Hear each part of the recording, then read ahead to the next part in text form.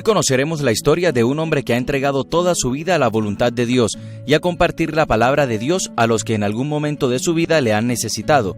Su historia es tan increíble como apasionante y nos deja ver lo poderoso que puede llegar a ser el hombre cuando es servicial. Quiero contarles que, soy norte santandereano.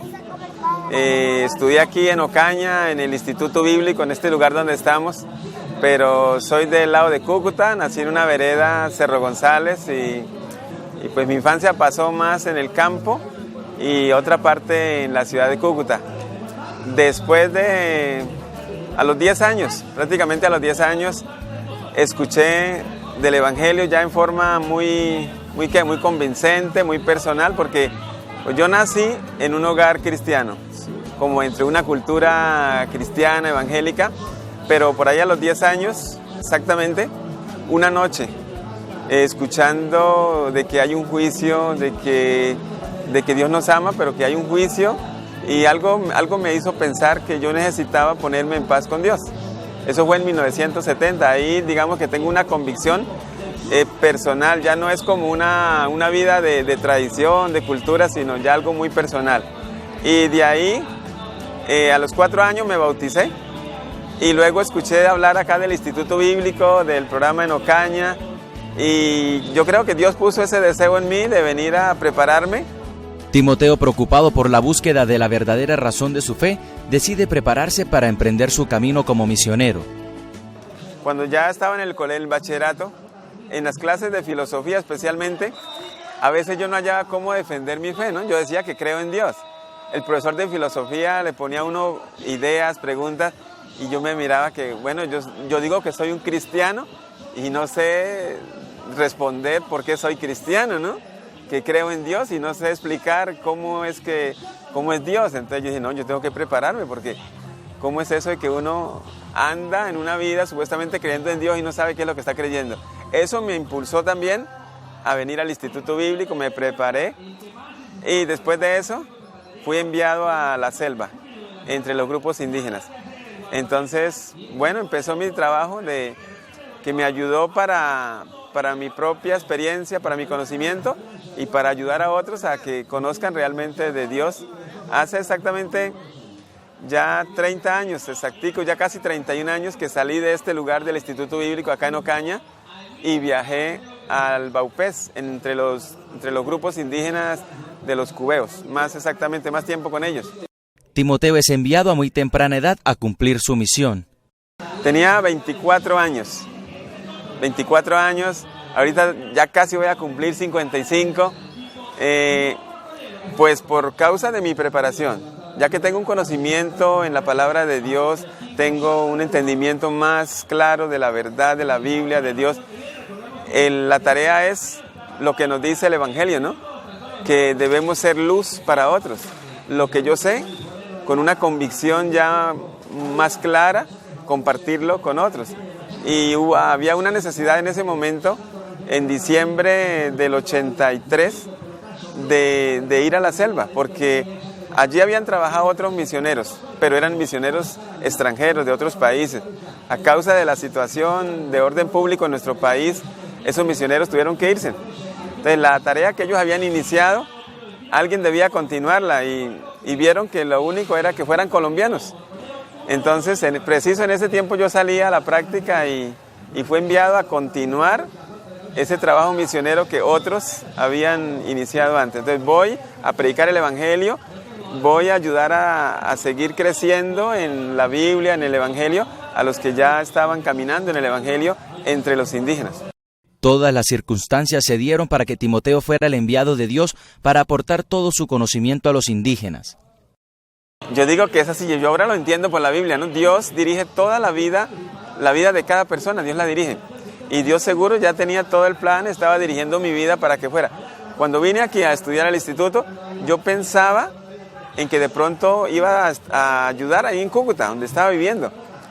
Cuando ya casi estábamos terminando acá, yo escuchaba que de pronto me iban a enviar a practicar en Pamplona o en San Calixto, que era donde yo normalmente los fines de semana ayudaba a visitar el lugar de San Calixto, donde no había un pastor así de base, y los estudiantes íbamos allá, y yo tenía comisión en San Calixto. Entonces yo dije, yo creo que me van a mandar para San Calixto o me van a mandar para Pamplona. Cuando aparece una carta, así de repente, que necesitan a alguien para la selva, entre los grupos indígenas. Y después los profesores se reunieron y dijeron, vamos a enviar a alguien a la selva. Y hemos pensado que es usted, ¿qué piensa? Yo le dije, bueno, si Dios quiere así, pues está bien. Se le presentaron cambios drásticos en su vida, a los cuales tuvo que adaptarse rápidamente. Llego a Mitú. Mitú es la capital del Vaupés. En ese tiempo todavía muy pequeño el pueblo. Y allí pues solo se habla español, pero yo voy directamente a las tribus, a vivir entre el caserío indígena. Me recibieron unos indígenas, ellos hablan bien el español. Entonces es fácil comunicarnos con la mayoría de ellos porque hablan bien el español. Me recibieron ahí en Mitú, me entraron por un caño y viajamos hasta donde nos cogió la noche. Esa noche yo miré que ellos hicieron una enramadita con hojas y ahí me colgaron la hamaca, llovió mucho esa noche. Todo bien. Todo en canoa por un caño todavía. Sí. Al día siguiente cogimos un camino y por la tarde del segundo día llegamos al final del camino a donde yo iba a llegar. Ahí me recibieron ellos, los indígenas. Pero los indígenas hoy día son personas así como nosotros, bien vestidos, hablan castellano, aunque hablan su idioma, pero con nosotros pues hablan en castellano. Lo difícil es la comida, las costumbres, porque la comida de ellos es con mucho picante.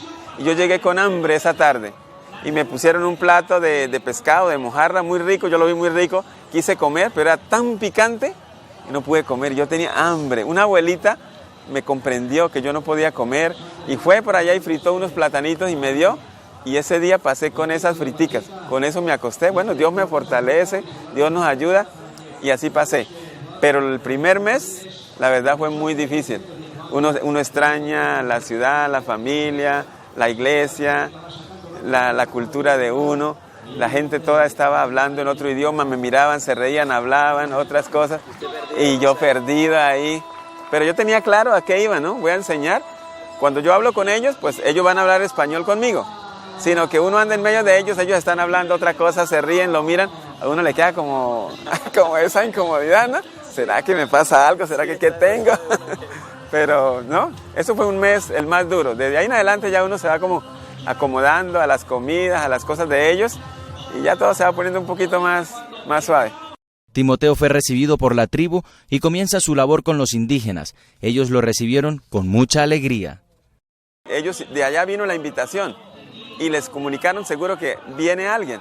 Entonces ellos están contentos de que alguien los va a seguir acompañando porque los otros misioneros ya salieron.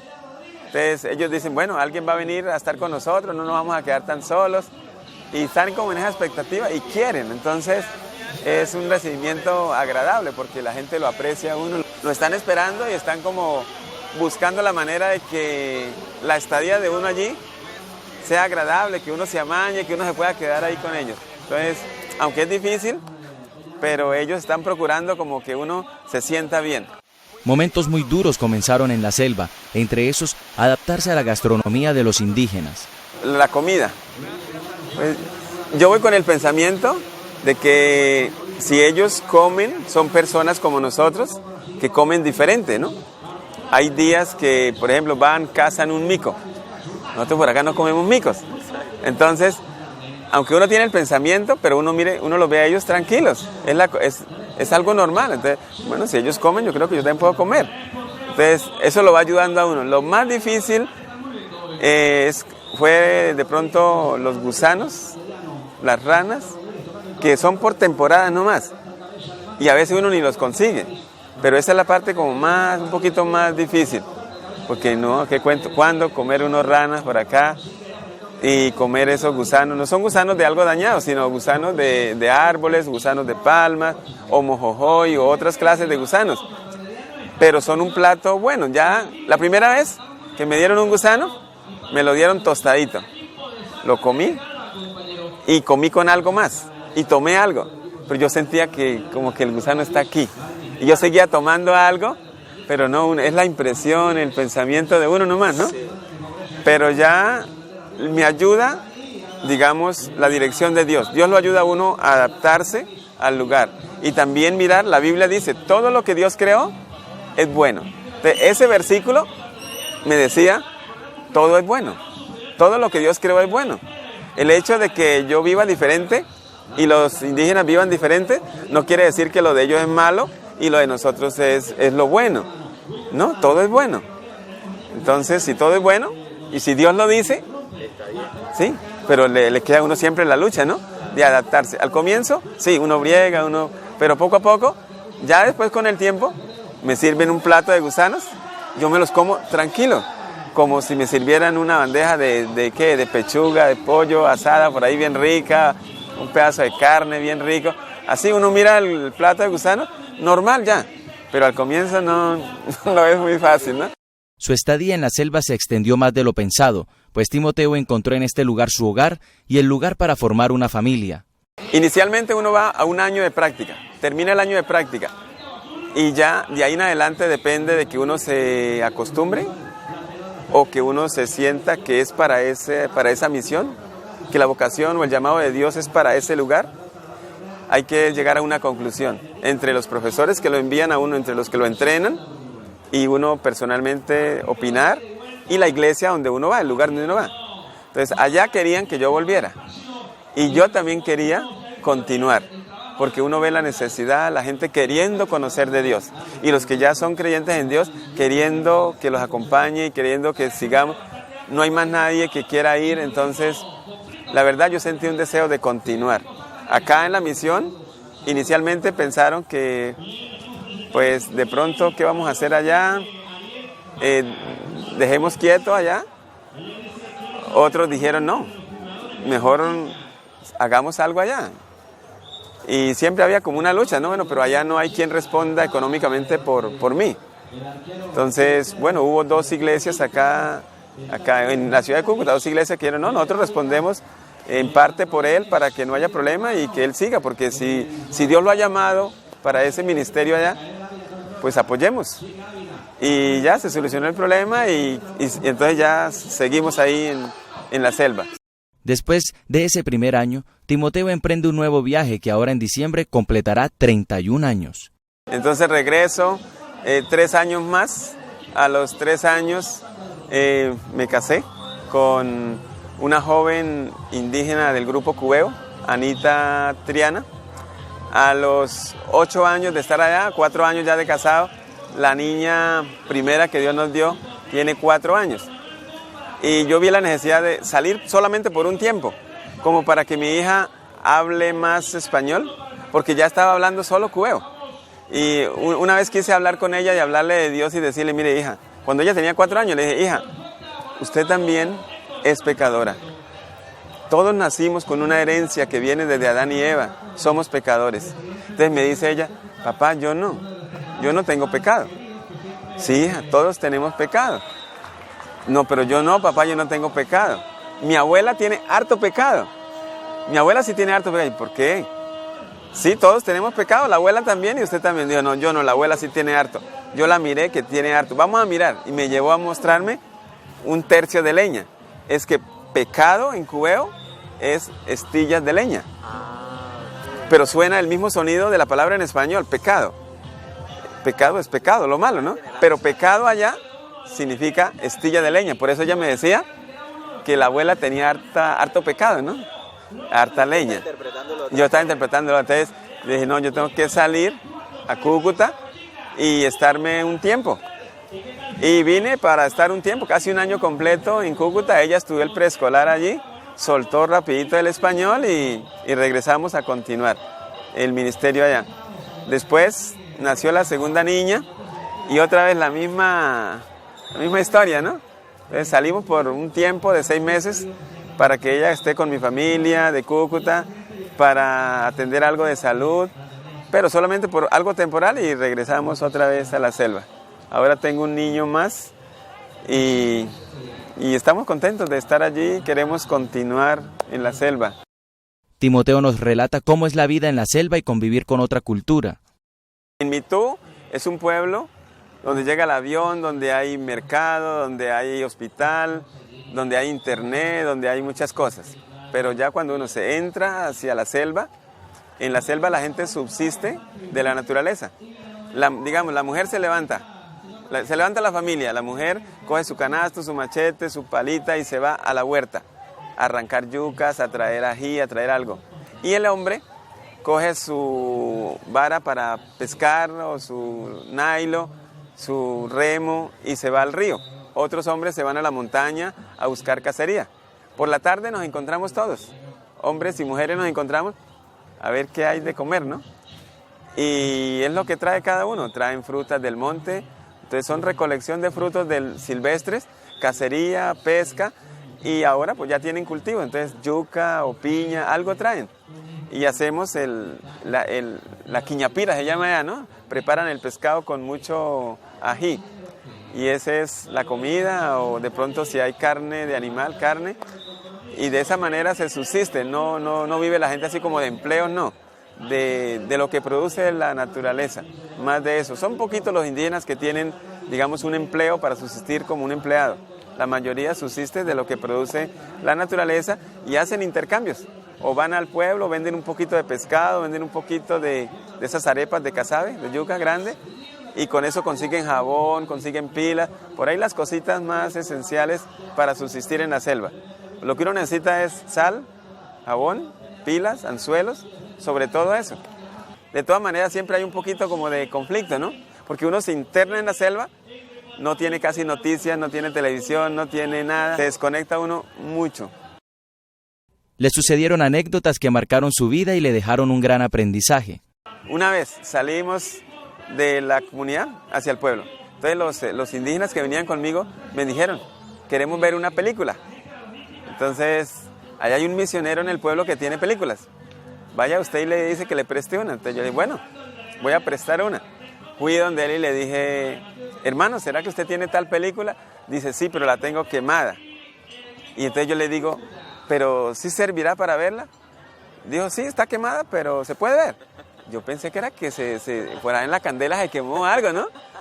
Y después todos se reían de mí, ¿no? Porque yo volví donde ellos.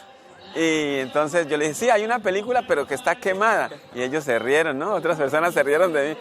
Pues quemado es una copia, ¿no? Claro, una copia. Son los términos de la tecnología y le pasan a uno así cosas chistosas. Pero bueno, gracias a Dios. Lo importante es que Dios está con nosotros, está con ustedes acá. Y a través de otras personas uno se va también actualizando. Actualmente hay más ayuda porque actualmente el Estado colombiano ha colocado en los colegios dentro de la selva oficinas de sistemas para los alumnos. Ahí hay internet, hay teléfonos que han colocado en algunos sitios. Entonces ya uno no está como tan aislado, ¿no? Las dificultades no han sido ajenas en la selva, pero siempre con la ayuda de Dios las ha logrado superar. Sí hay algunas cosas difíciles y es el camino por la selva. A veces tengo compañeros, a veces no tengo compañeros con quien ir. Uno se preocupa de las culebras, a veces las pisa uno. Gracias a Dios, aunque he pisado culebras peligrosas, pero no ha habido ningún problema, ¿no?